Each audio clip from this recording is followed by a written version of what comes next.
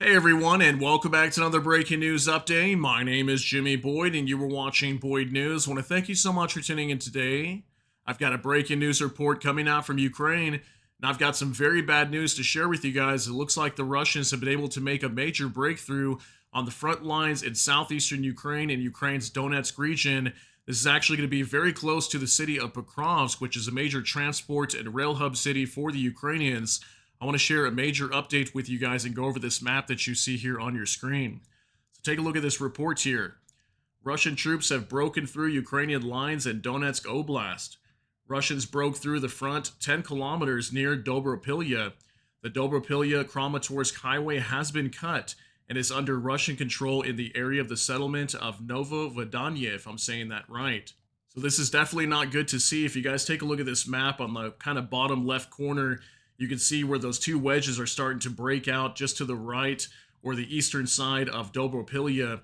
And that's what we're talking about today. This has literally just happened over the last 24 hours, and Russian forces have advanced so far 10 kilometers deeper into Ukraine's Donetsk region. This is actually the same exact region we've been discussing over the last week, as apparently Russian President Vladimir Putin wants to work out some sort of deal with Ukraine where Ukraine will actually give up the remainder of the Donetsk Oblast and also have full control of Luhansk, which would complete the Donbass of Ukraine, which is the eastern portion of Ukraine.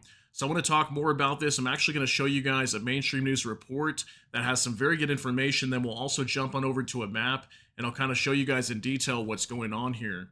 So let's go ahead and hop into this. We're going to jump into a mainstream news report with UNN. This is directly out of Ukraine. All right, and it says right here, Russian Federation launches full-scale offensive in Dobropilya direction, according to an AFU officer. This is coming out today, August 11th, 2025. And it says here, Russian troops have launched a full-scale offensive in the Dobropilya direction, penetrating the AFU's defense and forming a gray zone. The situation in the Pokrovsk direction remains very difficult, with the enemy fighting for Rodinske, if I'm saying that correctly. So let's take a look at this information here, and it says Russians are launching a full-scale offensive in the Dobropilya direction in the Donetsk region, north of Rodinske, and are wedging into the Ukrainian defense, forming a gray zone. This was stated by Ukrainian Armed Forces officer Andriy Kachuk. We actually talked about him this morning. He gave an update on the Sumy region as well, and last we heard, the Russians are slowly getting pushed out of Sumy, but have not been completely pushed out yet. And it also says here, on the air of the telethon, as reported by UNN. And here was a quote. It says, Pokrov's direction. The situation there is very difficult. The enemy is fighting for Rodinske. This is north of Pokrovsk. Rodinske is an important settlement for us to ensure logistics along the routes from Dobropilya to Myrnorad and directly to Pokrovsk. Cutting off Rodinske can significantly affect cutting us off from one of the logistics chains. I'll actually show you guys on a map what he's talking about there. There's several major supply lines to the city of Pokrovsk, and this is kind of in the same area of where the Russians have been able to make this new breakthrough. It says he noted that the defense forces have 3 logistic chains to Pokrovsk. This is Pavlorad, where the situation is more or less stable. The route through Rishine, if I'm saying that right, this route is more to the northwest, and accordingly, the northern route to Dobropilya through Rodinske. There, the enemy is trying to gain a foothold in the Krasny Lyman mine, conducting battles, but today our defense forces are meeting him very powerfully.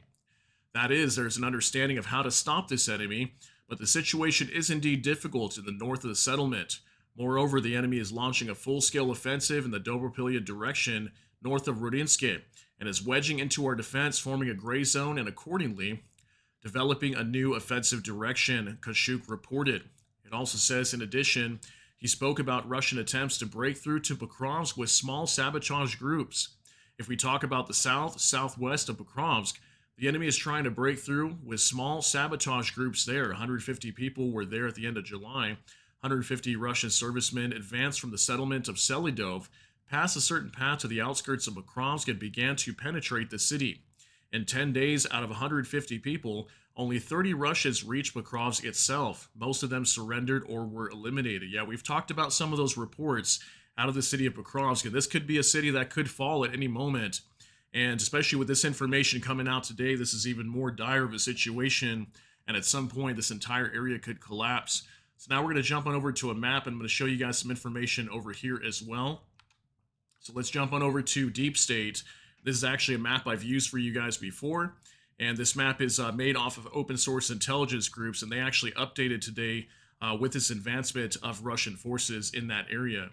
Okay, so just for reference, this is Ukraine right here. We're going to zoom into the southeastern side of Ukraine's territory in the Donetsk Oblast. So this white area here is the remaining side of the Donetsk region that Ukraine is currently controlling, and all this red, purple is kind of where the Russians are controlling at right now. Okay, so let's zoom into this area right here. We've got Dobropilya right there.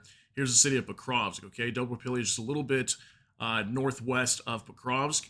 And this is that wedge that the Russians have created right here. So if we take a look back from yesterday, this would have been August 10th. Okay, you can see they did not make this breakthrough. And then 24 hours later, we can now see they've moved up quite a bit, about 10 kilometers. Okay, and what they're talking about is there's actually, near the city right here, Novovodanye, there's actually a highway that runs through here from Dobropilya all the way over to Kramatorsk. Okay, and that allows a lot of supplies to flow northeast and southwest of this area here in the Donetsk region. I actually pulled up a better map for you guys. We'll use this one here real quick on Google Maps. So if we zoom in real quick to the southeastern side of Ukraine in the Donetsk region, we can see here's Dobropilya and here's Kramatorsk. We can see this major highway. This is the one that's allegedly been cut, and apparently right here, Novovodanye, is where the Russians have been able to make it up to. For sure, they control this settlement right here, Zoloty Kolodyaz, if I'm saying that right. But apparently the Russians have been able to push up and cut off this highway here, which stops a lot of logistic flows from Dobropilya all the way to Kramatorsk. And now it's also threatening a lot of supplies that go through here down to Pokrovsk. You can kind of see this other highway that runs this way from north to south. So definitely not good news here. We'll go back to this map for a second. And yeah, hopefully Ukraine can get some forces up here on the northern side to stop this Russian advancement. Because what could happen here is if the Russians start to push further north, if they even go up northwest, they might be able to cut off this entire sector here. And the city of Pokrovsk, again, we've been talking about this, major transport and rail hub city for the Ukrainians, and lots of equipment flows in through this highway here, but then there's that other one that comes up from the northern side from Dobropilya, and it cuts down through Rodinske, which we talked about that Ukrainian commander was stating the Russians are trying to push into this city right here, and if they cut that off, a lot of supplies going into Murnerad and then eventually into Pokrovsk will be cut off as well. And then I think Ukraine will only have this major highway right here to fuel logistics into the city of Pokrovsk and Murnerad. And this is where they've been talking about also that some Russians have been able to break through into the city. But for the most part, they have been able to expel many of these attacks. So it's definitely not looking good for Ukraine over here. I just wanted to share some updates with you guys and let you know what happened as the Russians were able to make this major breakthrough here today, which definitely threatens the Donetsk region over here in the eastern side of Ukraine. So we're going to move on to some other things that I want to talk to you guys about as well before I get you out of here. So I pulled up this older report right here from Max 25, and I wanted to show you guys this real quick. It says Putin was told the Ukrainian front may fall in 2 to 3 months. Kremlin doubts Trump will fulfill his threats, according to Reuters. Putin does not accept Trump's ultimatum and considers new U.S. sanctions senseless, according to the plan of the Russian General Staff. After the complete capture of Donetsk, Luhansk, Kherson, and Zaporizhzhia regions, it will be possible to proceed to negotiations. You can see the date here was August 5th, 2025, and this was actually the first report that came to my mind because I remember showing this to you guys about 6 days ago. And here's the report, exclusive. Putin doubts potency of Trump's ultimatum to end the war. So it was kind of a report stating that Putin wasn't really too worried about Trump's sanctions or tariff threats onto Russia and its trading partners, and we can kind of see that now, right? Obviously, as of Friday, Trump did not introduce any new sanctions or really anything onto Russia's trading partners. He hit India with a little bit of an increase in tariffs, but nothing too extreme. We have been hearing that some of the local refiners or state-owned refiners inside of India are halting some purchases of oil, but we haven't seen any major effects as of yet. And I thought it was just very interesting because Putin was literally just talking about this apparently a few days ago as Putin was told by some advisors in Russia that the front line might collapse in 2 to 3 months. And we're kind of seeing that, at least in the Pokrovsk direction near the city of Dobropilya today. The Russians have been able to make a breakthrough. So hopefully this isn't going to get much worse, and hopefully Ukraine can counter that and stop that Russian advance. But yeah, definitely an interesting story because it ties up with what we reported just a few days ago. Now from next, Trump clarified it's not him flying to Russia, but Putin flying to the United States. Earlier, the U.S. president told reporters, "I'm going to see Putin on Friday and I'm going to Russia." It was, to put it mildly, an awkward gaffe. Alaska, where the meeting between Donald Trump and the Kremlin dictator will take place, was part of the Russian Empire until 1867, when it was sold to the U.S. for $7.2 million. So I'm showing you guys this, just a little update here. Apparently, Trump was correcting himself today while he was speaking to the press, because apparently 2 times he actually stated that he was going to be going to Russia. And I thought that was interesting. Why would Trump say he's going to Russia if he's going to meet Vladimir Putin in Alaska? So I wanted to show you this clip here real quick, because I showed you guys a clip earlier today with our updated video for the Russia-Ukraine war. Trump saying he was going to be heading to Russia, but apparently that's not the case. He is going to be meeting Putin in Alaska still. Take a look. Of Russia is coming to our country as opposed to us going to his country, or of Russia.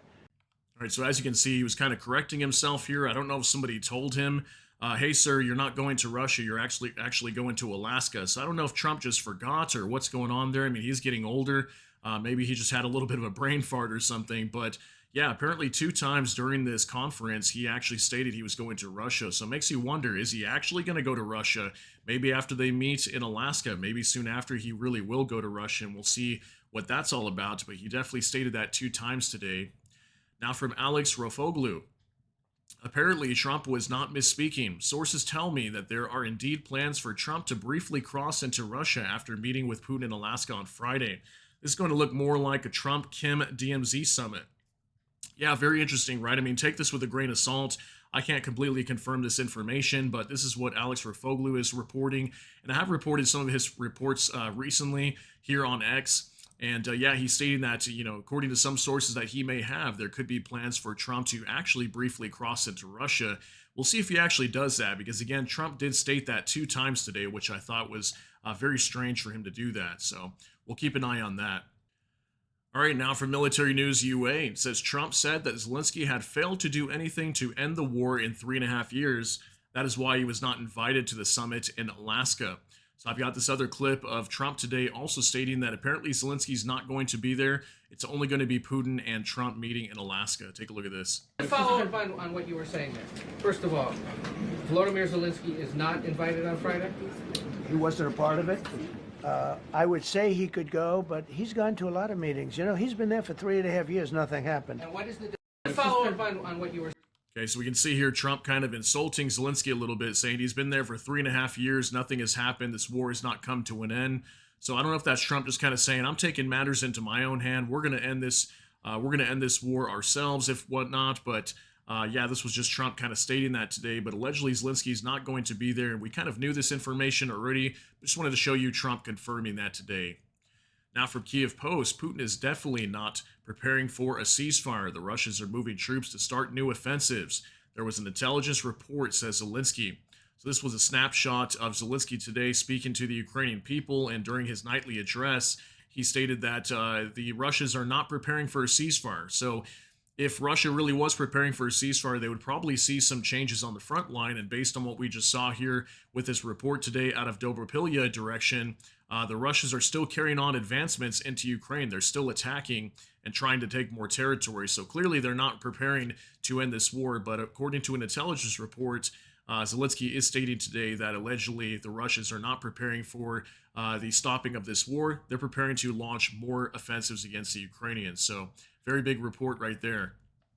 Then finally from Vicegrad 24, Kaja Kallis reports 19th sanctions package against Russia is being prepared, supporting Ukraine and putting pressure on Russia.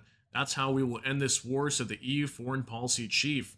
She called for transatlantic unity to prevent future Russian aggression in Europe. Okay, so major update today. Looks like the 19th sanctions package is already being prepared.